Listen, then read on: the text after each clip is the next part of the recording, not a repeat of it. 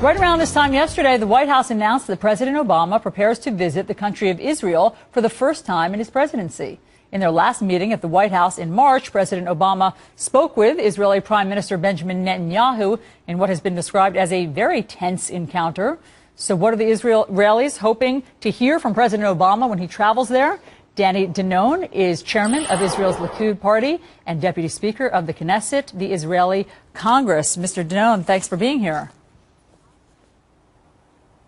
Thank you. It's my pleasure. What do you hope to hear or see from President Obama when he visits Israel for the first time? First of all, we are very happy that President Obama is coming to Israel. During his first term, we felt neglected. He came to the region, but he went to Egypt, to Turkey, to Saudi Arabia, and he skipped the only strongest ally of the U.S. in the Middle East.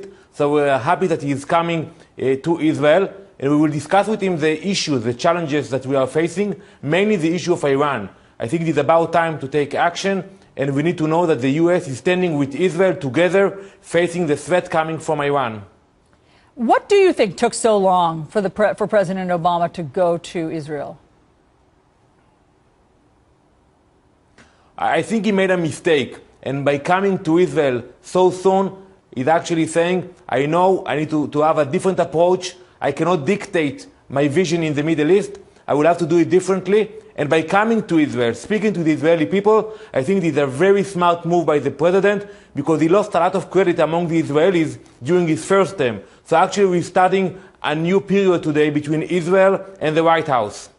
Let's talk about Iran, as you just raised a moment ago. President Ahmadinejad of Iran has just paid his first visit to Egypt. It's the first time that the president or a high-ranking official in Iran has gone to Egypt in more than 3 decades, 3 decades, as we understand it. Ahmadinejad said he wants a strategic alliance with Egypt. How troubling is this to you?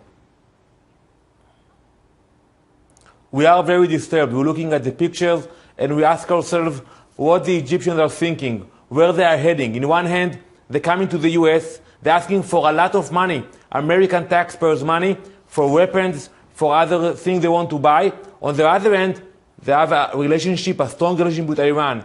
I think the U.S. must be very clear on that and tell to the Egyptian, you have to decide. You want to work with us or to work with Ahmadinejad. You cannot play with both of us. And in fact, the U.S. has just sent Egypt F-16s, sent Egypt weapons that they could use. Would you wish that the U.S. would not have done that? Should the U.S. be doing something different in their relationship with Egypt now?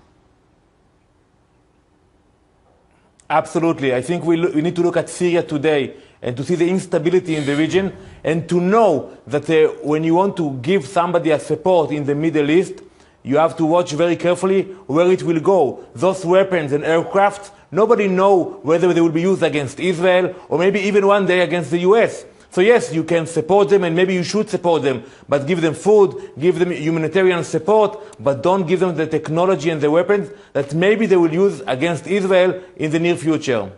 Danny Danon, thank you so much for your insight. We shall see what happens when the president on this historic first visit to Israel. Thanks so much for coming on.